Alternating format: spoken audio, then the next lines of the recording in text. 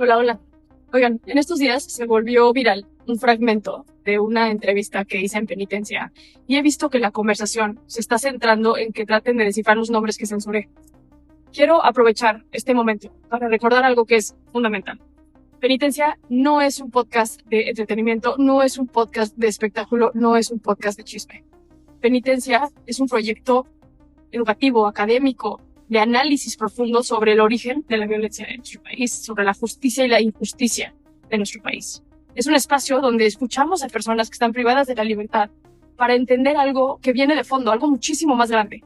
¿Qué pasa en una sociedad cuando miles de niños y niñas crecen en contextos de violencia extrema? Por ejemplo, abuso sexual, abandono, deserción escolar, consumo de sustancias, trauma complejo.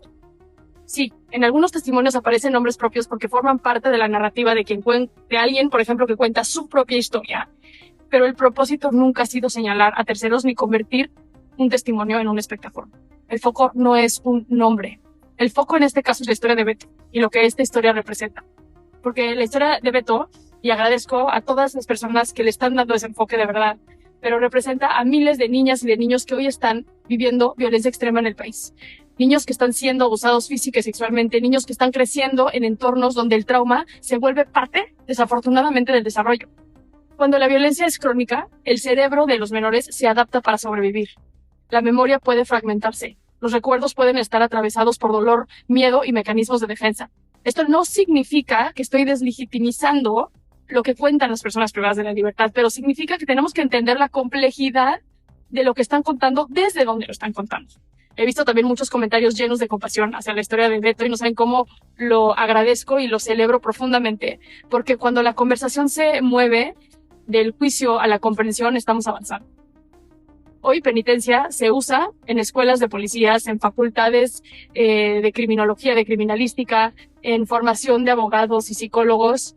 Hay profesores que están utilizando los capítulos para acercar a sus alumnos a una realidad que muchas veces se estudia en teoría, pero pocas veces tienen o tenemos, por lo menos así lo viví yo cuando estaba estudiando en la universidad, la oportunidad de escuchar realmente la mente criminal, la mente delictiva en primera persona.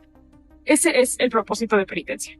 Por eso me preocupa mucho cuando la conversación se reduce al morbo o a descalificar identidades. Entonces, a los medios de comunicación y a las personas que escuchan penitencia les hago un llamado muy respetuoso. Estas historias implican una enorme responsabilidad.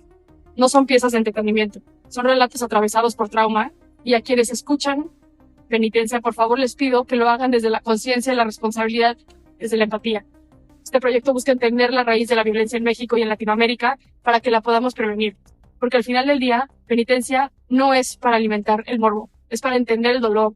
Y si no somos capaces de sostener estas conversaciones con responsabilidad, entonces yo creo que estamos fallando justo en lo que estamos pretendiendo querer cambiar.